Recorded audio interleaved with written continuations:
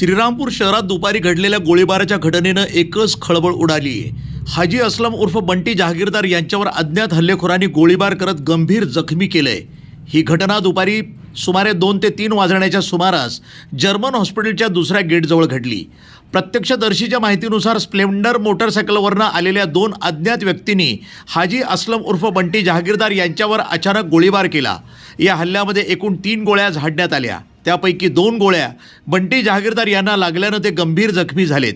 जखमी अवस्थेमध्ये त्यांना तातडीनं धर्मदाय साखर कामगार रुग्णालयामध्ये उपचारासाठी दाखल करण्यात आलं असून त्यांची प्रकृती चिंताजनक असल्याची माहिती मिळत आहे। गोळीबारानंतर हल्लेखोर घटनास्थळावरून फरार झाले।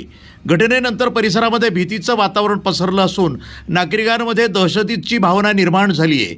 घटनेची माहिती मिळताच पोलीस घटनास्थळी दाखल झाले असून परिसरामध्ये नाकाबंदी करण्यात आली आहे। सीसीटीव्ही फुटेज तपासण्याचं काम सुरू असून आरोपींचा शोध युद्ध पातळीवर सुरू आहे।